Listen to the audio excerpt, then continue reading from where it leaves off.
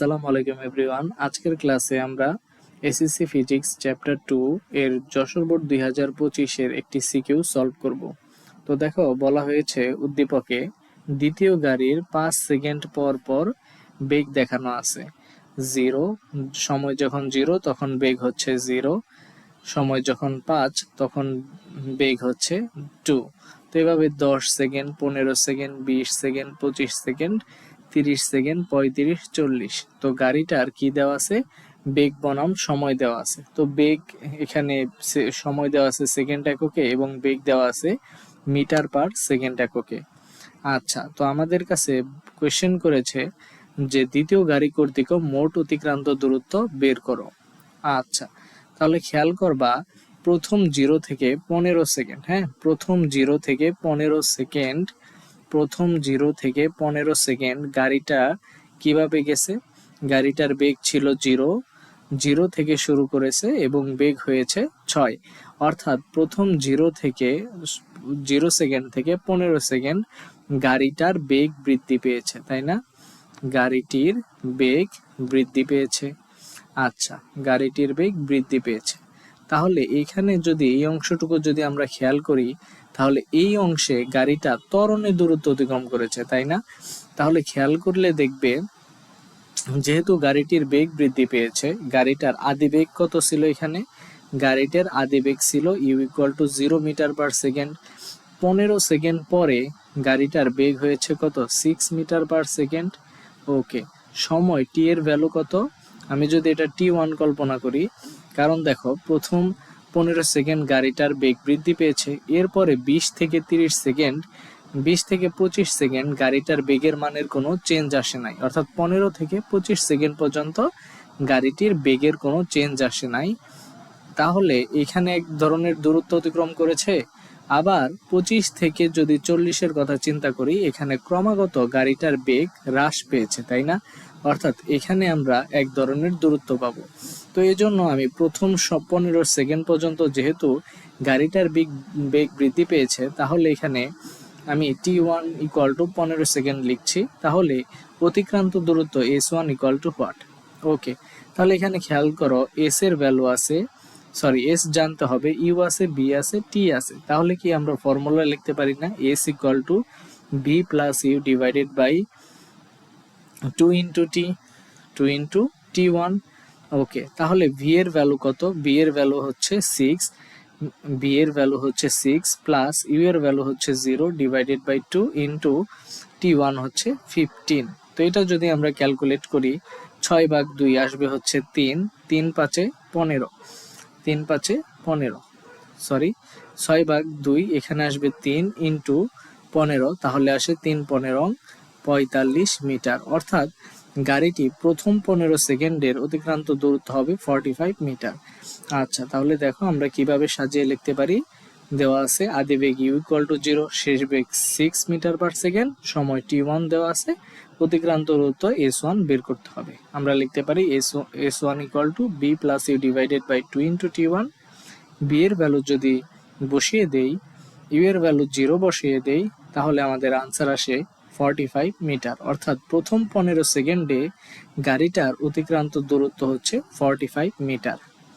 আচ্ছা, এরপরে দেখো 15 থেকে 25, হ্যাঁ, 15 থেকে 25 এই 10 সেকেন্ডে গাড়িটার অতিক্রান্ত দূরত্ব হচ্ছে s2 যদি চিন্তা করি। এখানে দেখো বেগের মানের কোনো চেঞ্জ হয়নি, এর মানে গাড়িটি সমবেগে কিছুটা দূরত্ব অতিক্রম করেছে। তাহলে সমবেগের ক্ষেত্রে আমরা কি লিখতে পারি? এখানে বেগ দেওয়া আছে 6 মিটার পার সেকেন্ড, সময় t2 হচ্ছে 10 সেকেন্ড, তাই না?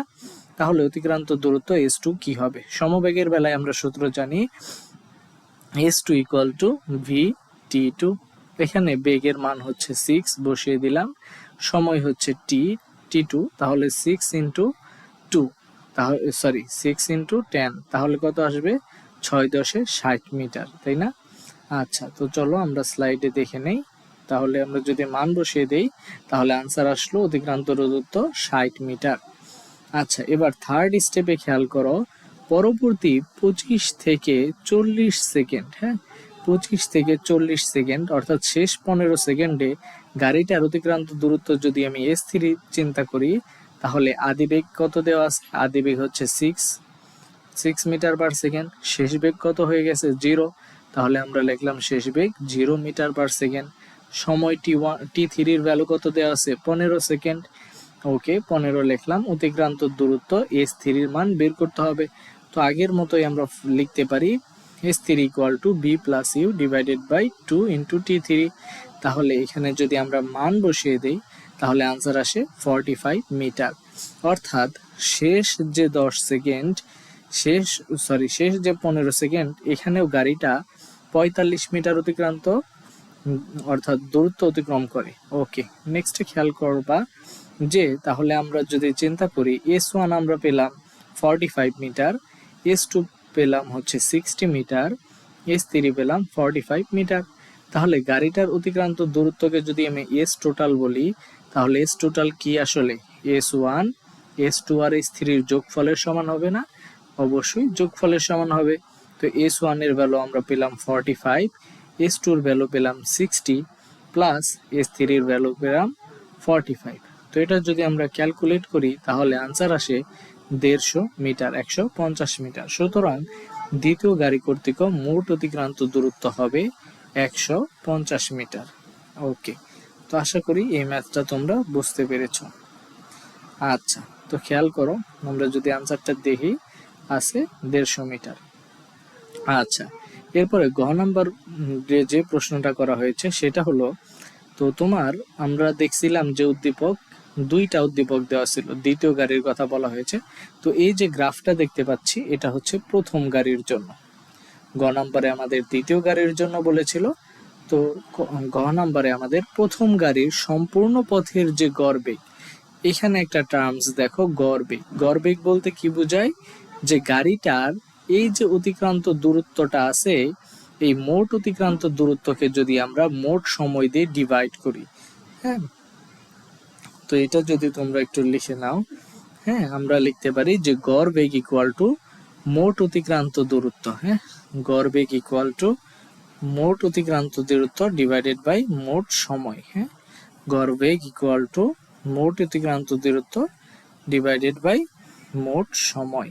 আচ্ছা, তো গড় বেগ, আচ্ছা ওকে, তাহলে আমরা ধাপে ধাপে গাড়িটার মোট অতিক্রান্ত দূরত্ব এবার বের করব।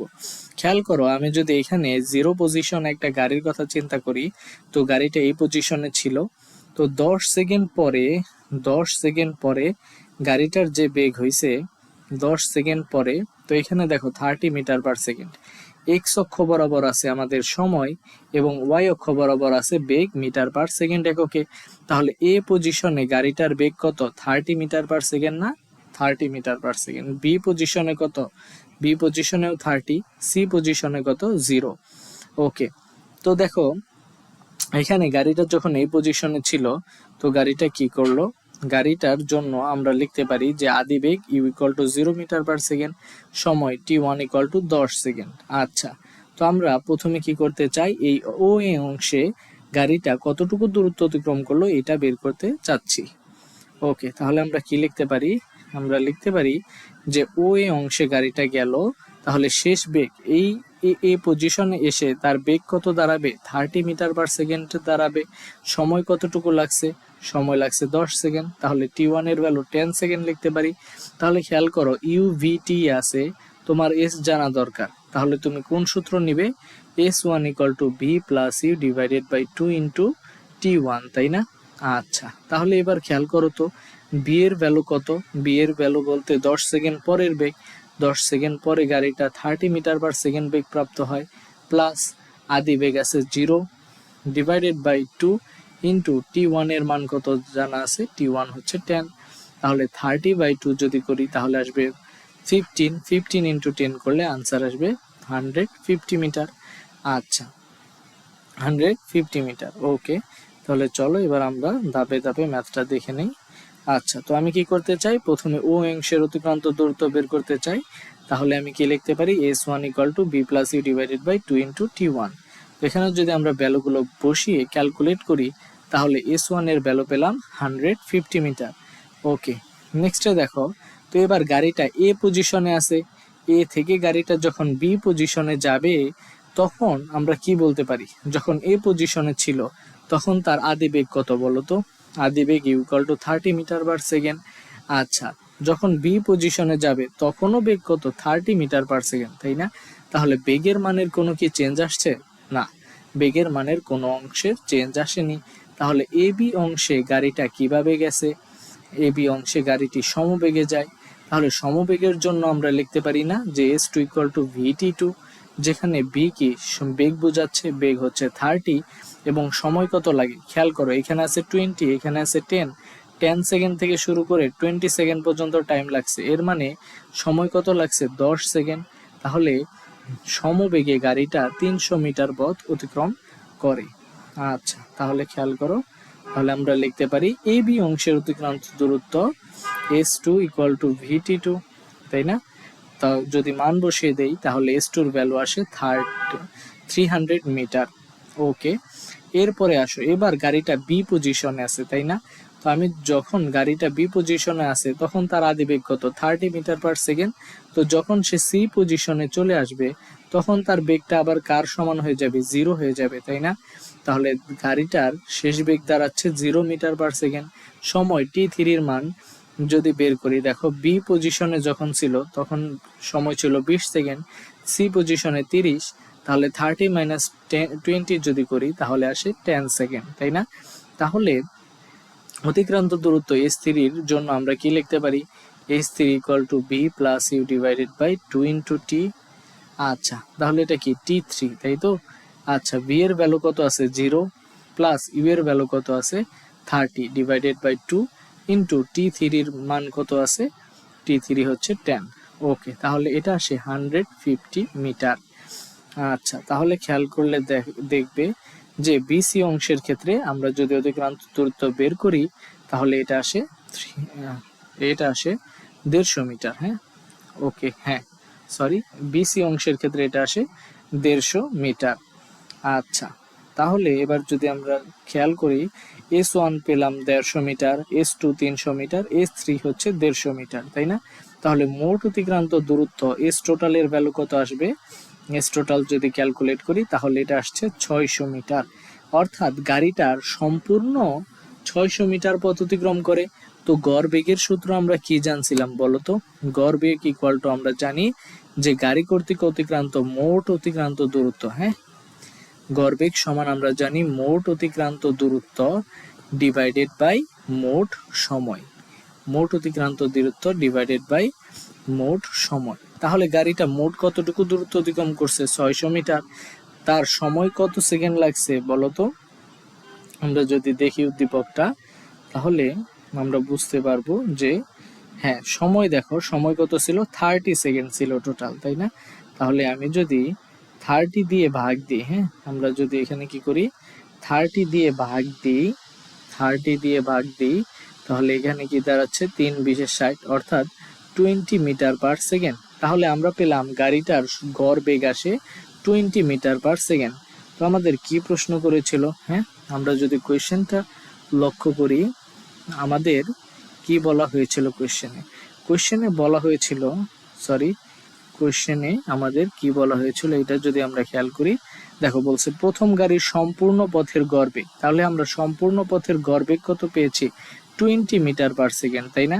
বলছে সর্বোচ্চ বেগের সমান হবে কিনা। সর্বোচ্চ বেগ কত ছিল দেখো তো? 30।